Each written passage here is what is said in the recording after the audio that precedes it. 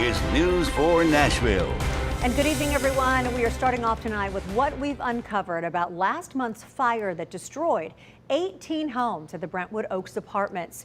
It turns out even before firefighters started to try and get this massive apartment fire under control, they encountered several problems. Yeah, our chief investigative reporter Jeremy Finley has uncovered this all today. And Jeremy, this is something that people need to know, especially if you live in an apartment complex. Yeah, absolutely, which is a whole lot of you out there. Much of what we obtained comes from the final fire investigative report, and it exposes troubling problems that firefighters face that night.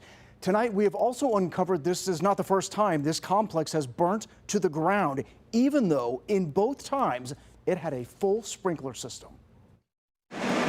There are troubling similarities 9 years apart. Here's the 2012 fire that gutted more than 24 apartments at the Brentwood Oaks complex. And here's last month's fire that also burned 18 apartments to the ground.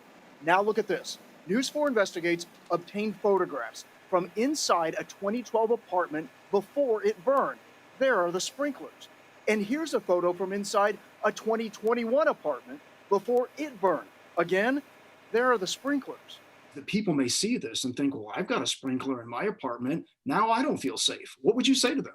We are always concerned when stories like this develop that people will make the assumption, the misassumption, if you will, well, fire sprinklers just don't work. That's not true. National experts on fire suppression tell News 4 Investigates the explanation how this happened twice at the same complex with a full sprinkler system lies in where the fires originated. Listen to this resident who says she barely escaped. And I woke up to flames everywhere, all over the left side, the back side of my walls, on the top of the ceiling. Did you hear it? She said it was in the ceiling.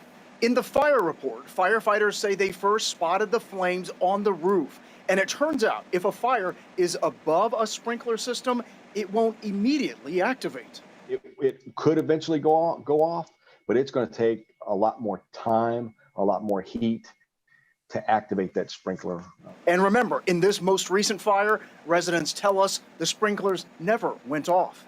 In the final fire investigative report, it shows firefighters were delayed because there was an issue obtaining access to the gate of the property. The report cites the complex had a private hydrant system, and there was an inadequate amount of pressure to fight a fire this size. Finally, it cites that Piedmont Gas Company couldn't shut off the gas to the building immediately and added to the size of the fire. Hold on.